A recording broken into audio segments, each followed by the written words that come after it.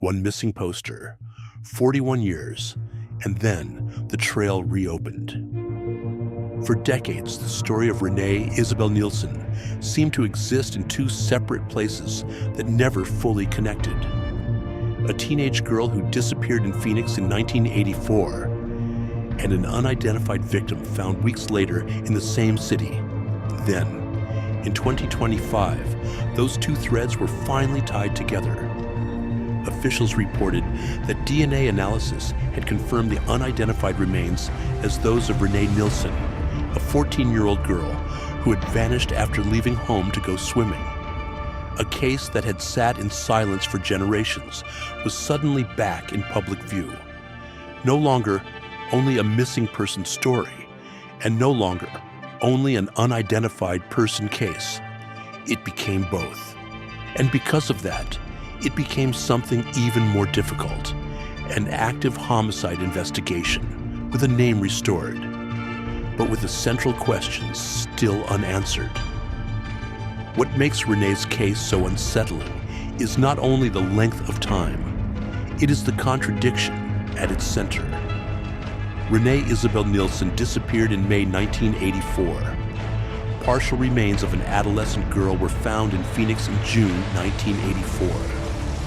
Yet that girl remained unidentified for more than 40 years. And then there is another detail, reported by investigators and the DNA Doe Project. In 1987, an individual used Renee Nilsen's identity to get married. That fact does not explain what happened to her. It does not prove who was responsible for her death, but it raises a separate and serious question inside the larger mystery. How did Renee's identity continue to move through official life after she had disappeared? As of July 2025, the case remained an active homicide investigation, and no arrests had been made. Renee was 14 years old when she vanished in Phoenix, Arizona. According to the confirmed record, she left her home to go swimming and never returned. That is the last clear public movement in her case. A teenager leaving for something ordinary, something temporary, something that should have ended with her coming home. Instead, the record stops there. No verified public account explains what happened in the moments after she left. No confirmed detail fills in the distance between that departure in May and the discovery that followed in June. The available record gives us the outline, but not the interior of the story. It tells us where the known timeline begins. It does not tell us how Renee's life was taken from her. Phoenix is the shared setting for both sides of the case. It is where Renee was reported missing in May 1984. It is also where partial remains were found on June 10, 1984, in a dumpster near 21st Avenue and McDowell Road. Investigators later referred to the unidentified victim as Delray Jane Doe. For years, that name stood in place of the one that had not yet been recovered.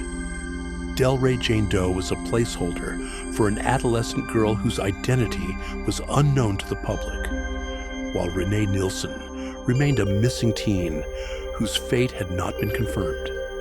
The city held both facts at once, a missing girl and an unidentified victim, separated by only weeks, but divided by decades of unanswered questions. The confirmed timeline is stark. In May 1984, Renee Isabel Nielsen disappeared after leaving home to go swimming. On June 10, 1984, partial remains of an adolescent girl were found in Phoenix. Because those remains could not be identified at the time, the victim became known as Delray Jane Doe. That was the state of the case for a very long time. The missing person report and the unidentified person case existed in the public record without a conclusive connection. More than 40 years passed before DNA would publicly bring them together.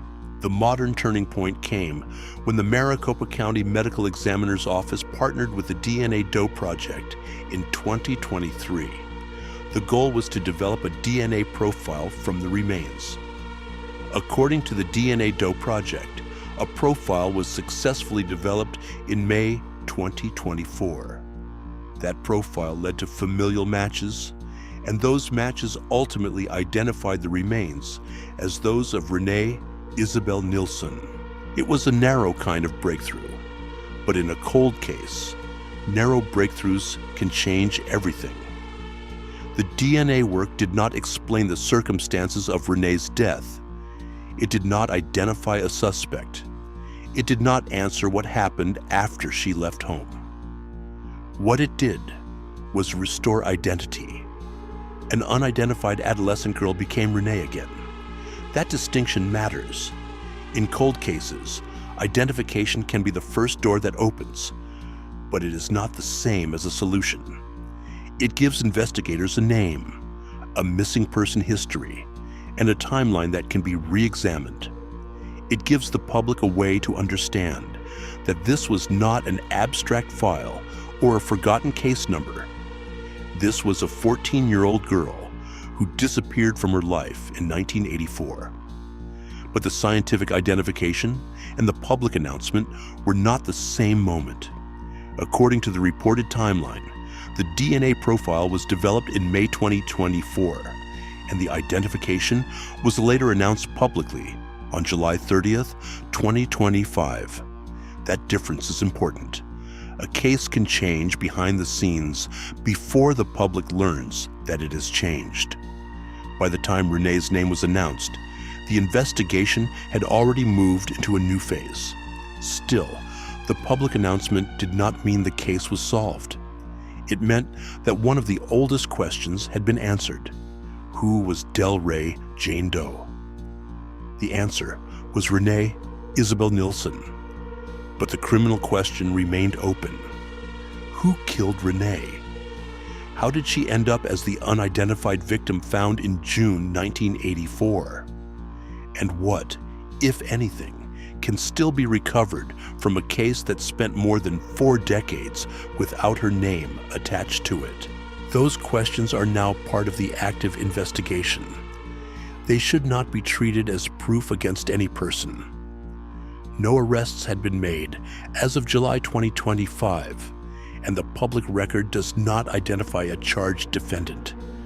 There is no conviction, no public court resolution, and no confirmed suspect profile in the information available here. The legal posture is clear. This is an active homicide investigation, not a closed case. That legal caution is especially important because of the 1987 identity detail. Investigators and the DNA Doe Project reported that an individual used Renee Nielsen's identity to get married. The fact of the identity use has been reported, but the surrounding circumstances remain under investigation and unclear. The available record does not explain who used the identity. It does not explain why it happened. It does not establish whether the identity misuse is connected to Renee's death. It is a confirmed detail, but not a solved one. That makes it one of the most troubling parts of the case. Renee disappeared in 1984. Her remains, according to the 2025 identification, had been found weeks later. Yet in 1987, her identity was used by someone else in connection with a marriage. The gap between those facts is not something the public record fully explains. It may become important. It may lead investigators somewhere.